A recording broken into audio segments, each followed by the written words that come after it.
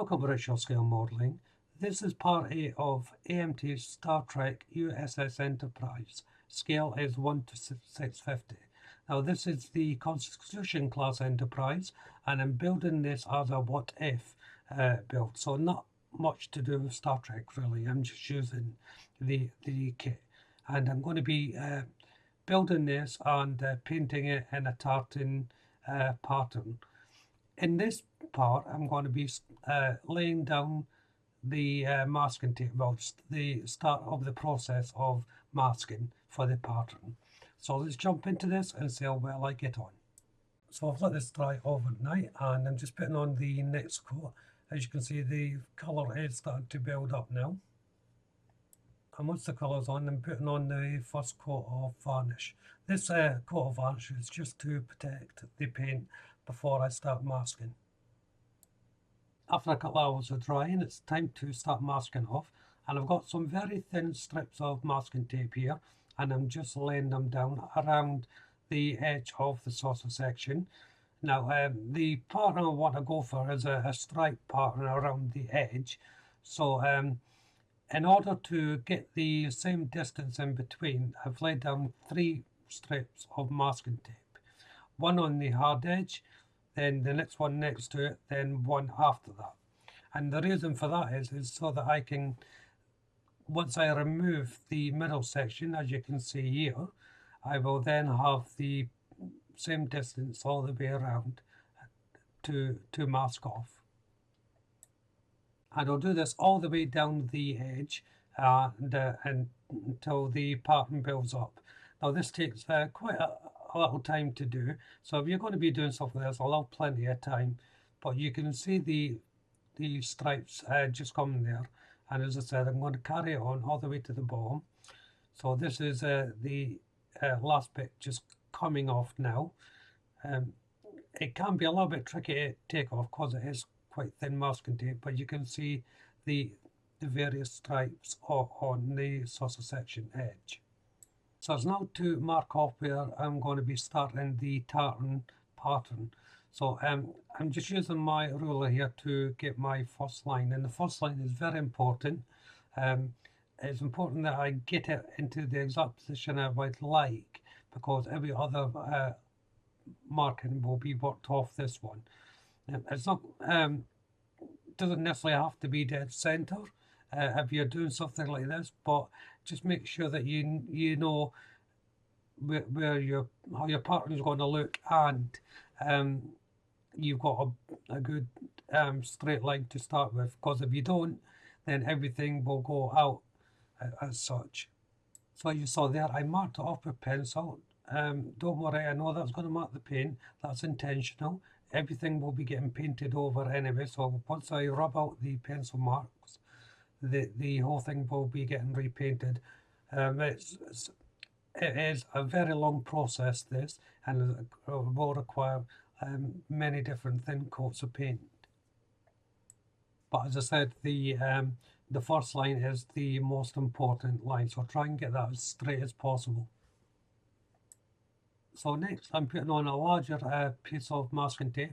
This is a 10mm piece of masking tape, and this is going to be my spacing for this particular pattern that I'm putting in.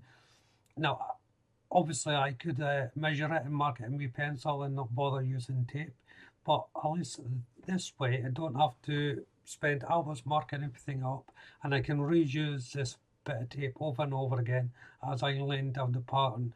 And because if I get the first line done properly, everything once worked off this line should be in line with the tape. So it's a nice little cheat as such to work off a straight piece of masking tape instead of having to draw in the lines as such. So the tape is down, excuse me, the tape is down, and I'm just laying down the next piece of masking tape, and this will form the first border of the pattern. And that is basically how I'm going to mask it. Now there will be occasions, actually the next step, where I will have to draw in the markings. This is because of the shape of the saucer section, of course, and I wanted to make sure that the next line is again plumb. So again, I'm just using my straight rule to get the measurement. And once again, once I've got the measurements, I'll then put in the border forming piece of masking tape. Now, as you can see there, I'm using my cotton jig for the masking tape. These strips I'm putting on are about 3 mm wide, maybe 4. The reason why I'm doing it, I could use larger pieces, of course, but this takes a hell of a lot of masking tape. So if you can save on a bit of masking tape, I would advise cutting it so that you're not going through so much masking tape, because this will, as I said, takes a lot of masking tape. The time it takes to do this as well is tremendous. I'm just fast forward this process up. I know you don't have to see it all anyway to see how it's getting done, but this can take a good few hours to get right. You will have to take some tape off and reposition it if it doesn't look right, but the process is all the same. And now that one set of lines has been placed in, it's time to do the horizontal or vertical. It depends how you look at it. It's a circular form, so it really doesn't matter. And the process is exactly the same. I've taken my measurement from the edge of the middle part of the saucer section. I've drawn a line and then put my masking tape down before putting the space of masking tape in between to then form the area that I will be painting. So that's the first grid masked up. So the next process is to tidy everything up and start removing areas of masking tape where I need the solid colour. And those areas I'm moving, I'm just pointing out with my tweezers there. And I'm just doing that with a hobby knife.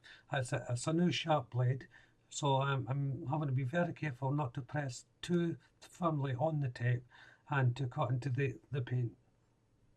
So just gently removing the piece of the masking tape that I want removed. And this will form a sort of square pattern all the way around. Now, of course, you don't have to cut. You can lay down your masking tape so it just joins up to the pattern that you want. But again, that will take a lot of measurements with a ruler or something like that. And it will take even longer to do it than the way I'm doing it. Now, I apologise for my head getting in the way there. I've got my magnifying lenses on because my eyes are short, but sometimes I really have to go right down into it so I can see. But the process is the same, and you can see the pattern emerge now, how the grid is going to look. It does take a careful bit of trimming to do this, but the results are worth it. So if you are going to be doing something like that, just persevere with it. But as I said, allow a lot of time to do it. And I'm just removing the last few pieces, and then I'll be ready to go on to the next stage. The next stage is varnishing it, but before I did that, I just put in some more masking tape over the edges, so when I do paint, my brush is not going to go over the paint. So I'm just putting another coat of varnish over the entire saucer section. This is to stop paint bleed. It won't stop it entirely, any paint bleed, but it will eliminate the majority of it.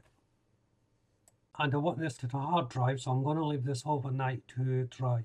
So this is where I'll end part 8.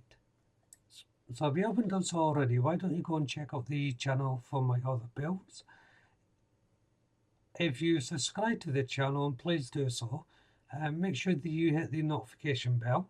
That way you'll be kept up to date not only with this build, but all my future builds as well, of course. Hit that like button, don't be afraid to leave a comment, and of course you can share the video.